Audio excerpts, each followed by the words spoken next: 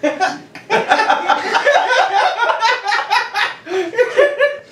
right. Hey. I don't know which part of that compound lie is the funniest. Hello, everyone, and welcome to the gaygamer.net video podcast. My name is Sal. Christian. I'm Jesse. And I'm David. And today we are talking all about GaymerX, the first ever LGBTQ asterisk inclusive, all-inclusive video game convention. What did you guys think? I had a blast. I thought it was a really fun convention. I feel like going into it, I didn't know what to expect because it's the first time it's ever been done. And so, I knew it was going to be, I was going to have a good time there, but the one thing that I came away with from the convention was just like the lasting friendships. Like, no one wanted to leave.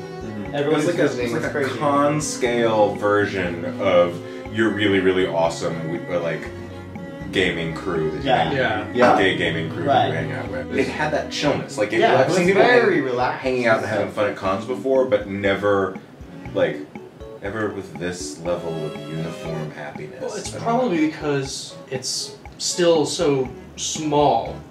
Like, I mean, when you go to the press events like GDC and E3, I mean, it's nothing just but a great big explosion of stuff. GaymerX was still small enough that it still felt very intimate. You could have that chill, relaxed thing and not have just this sea of people that you didn't know and were up to shenanigans and adding to the stress. I actually was going up to like new people and making new friends, which I can't say that I've ever really done at a convention, whether it be crippling shyness or... I was saying that on Saturday night they had a big concert and they had, all these awesome like 8-bit musicians and DJs playing, and I looked out at the crowd, all the people dancing, and I have to say this is the first time in my life that I think I've seen you have drag queens, you have shirtless, muscle-bound West Hollywood gays.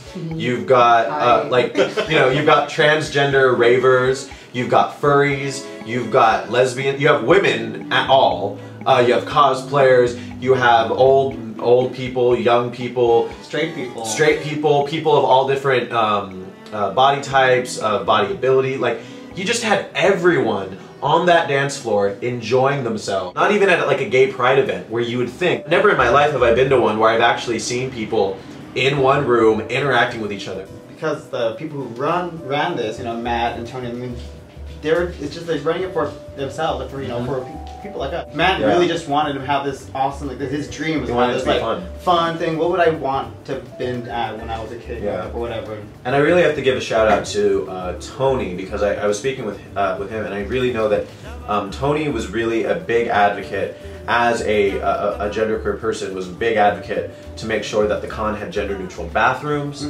to make sure that everyone felt like it was a safe, comfortable space. Someone tweeted that GaymerX was the first event like this they've ever been to where someone made sure to ask their preferred gender pronouns before like initiating conversation. That's kind of awesome. Did everyone have like a favorite moment or memory from the weekend? Oh yeah, I think it's all the same moment. Anything that we can say on camera and oh no. Well then, never mind. But I think we all have the same response. I mean, it's been all anyone can talk about is adorable bears getting engaged via plane. Oh my god. Wow, all right. And she starts singing, and as soon as that first line goes, the guy sitting next to me just went, like gay gasp and everything. And I still think it's amazing that the ring came in was a gold companion. Yeah, that he popped open.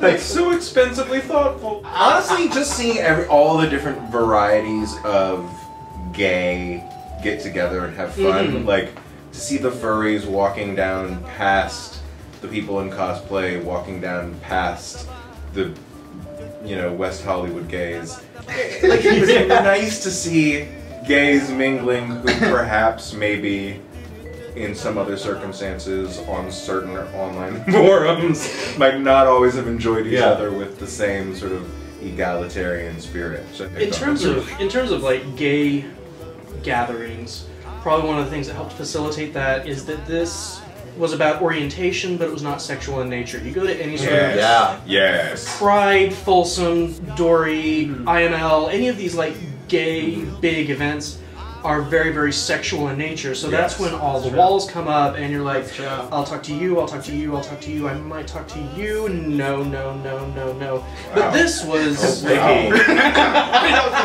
Madeline Kahn. Size queen.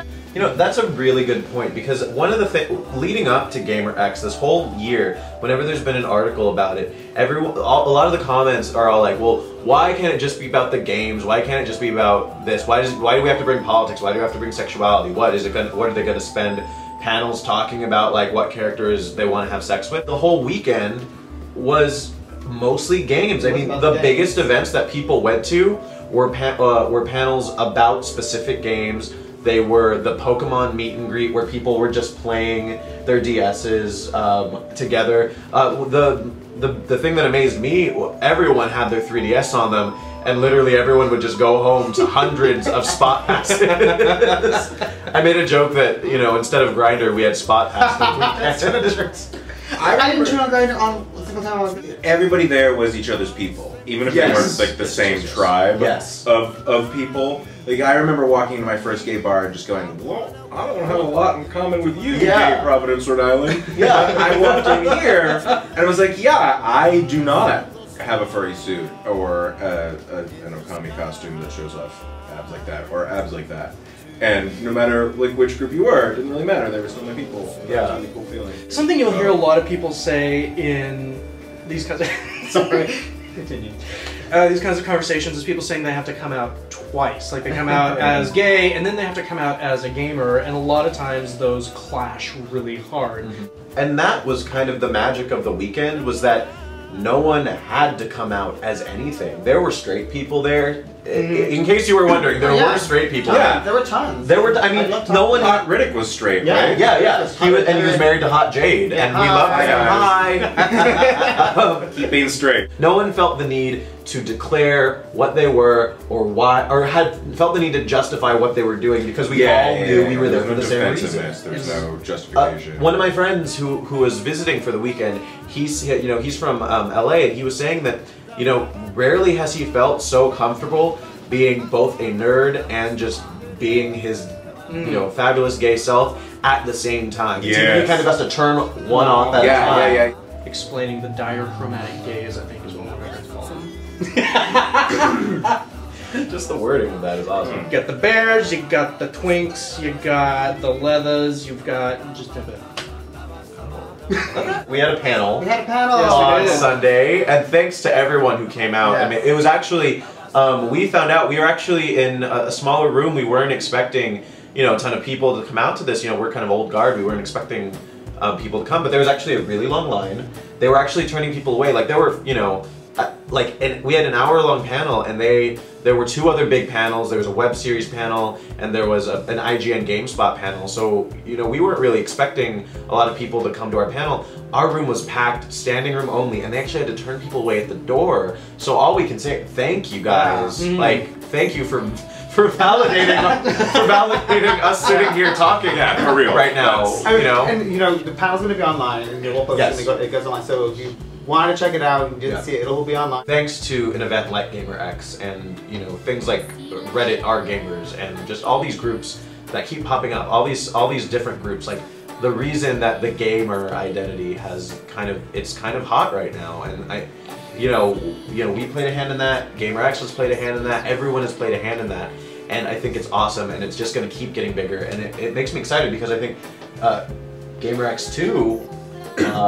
It's already in the works, and I think it's going to be bigger and better. I mean, what are some things that you guys would kind of hope for? I hope that in GaymerX 2, we had different outfits, and you have different abilities based on your outfit.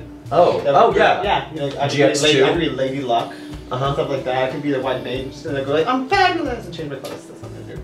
So you're going to be like doing the whole quick change artist tearaway? Yeah, I hope that there are ATB battle systems. Exactly. Really missed those in the last decade. So you're channeling ATB battle systems in GaymerX 2. Yes. I hope I can go shirtless. I'm gonna do like Billy Hatcher, like drag, and like throw eggs at people. The eggs like full of glitter. You know, now that it's been proven a success, it's been proven that it'll work. that's going to get all these big companies to jump on board and want to do it. I mean, so my hope then is that with more big companies and more big developers and more everything wanting to get involved, my hope is that it doesn't lose the heart that it had this year, because this year, my hope is that it can get bigger and never ever lose its you know its soft spot. You know, I want it to be the big bear of game convention. I do kind of want to give a shout out of thanks to EA. Yes, they're a giant evil monolithic corporation. You don't get Aren't to they be. all? They have been pretty consistently supportive of the GLBT community, both in terms of supporting us generally. They literally said, if you don't want to buy games with gay people, then fuck you. Yeah. Like, that's not paraphrasing. What? That's what they actually said. If you have a problem with GLBTQ content in our games, then fuck you. Their words. yeah, like I'm not gonna go and buy the new SimCity now, but emotionally I'm like, I'm gonna go support you. I'm not. Don't take one thing and think it means another, EA, but I do. Lady, don't come. I'll mark this down as good on you. Final thoughts. This was an amazing event. I admit I had my reservations about it at first. I knew it was going to be somewhat of a success. I knew it wasn't going to be a flop. But I was not expecting it to be as incredible as it was. And I know that next year is going to be bigger and better, and the only hope I have for the future is, yes, get bigger and better, but keep it in check. Don't let it get too big and out of control, and then it just becomes this unmanageable mess. Stay Channing Tatum, don't become Alex Pettyfer. I just compared. I know you went there. You just. I just took it to a Magic Mike level, y'all. That is exactly what needs to happen. Boom. If I were not doing this for a thing, wouldn't and if it had not been in San Francisco, I maybe would not have attended. And I'm glad that I did. And I know a lot of people probably were having reservations and wanted to see how it would go. It went thumbs up. Yeah. So plan on coming next year.